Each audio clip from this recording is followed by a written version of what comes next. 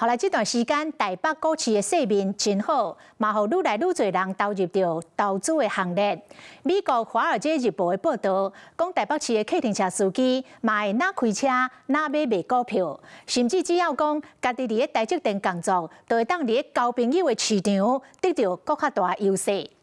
台積電今仔日嘛再度創下着全新的歷史，盤中衝破着2500塊，帶領着台北股市攻起哩47000點。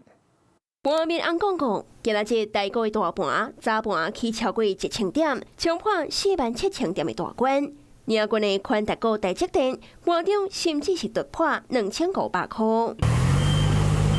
AI 帶動股市。華爾街日報觀察，台北的客停車司機甚至會哪賽車哪交易股票，無大個形象。若講家己佇台積電食頭路，拍七仔到8面會成。佇富國神山做工程師的社會地位，對台灣父母經濟賽來講是真加分。台積電定位的計數，可以當未超過員工嘅4倍。The foundry side, we are very distant from TSMC. And then in terms of their performance， 競爭對手 Intel 也講，爭議大綱各屬台積電輸添添，可能要到2030到2032年，大家才會看到 Intel 真正潛力。在這個節點上，全面的追平台積電的難度是非常高的，極有可能的情境是 Intel 會在特定的地緣政治保障的一個訂單上扮演市場第二個補充的一個角色。台積電的技術實力唔免假講。前前 AI 高富翁結婚，親身徛台的邁威爾，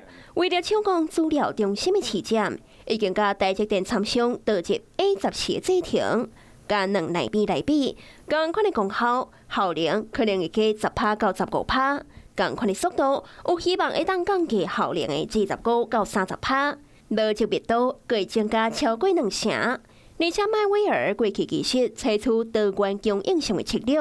甲三星等等的其他企業攏有合作，嚴格先進製程的領域是正依賴台積電。前沿的一個 AI 的戰場上，產能的一個效率以及能夠及時推出產品，戰略價值早就已經超越了多元供應商所帶來的一個採購彈性。台積電善用家己的優勢，除了繼續強化領導的地位，也漸漸對文化產品影響到全台灣。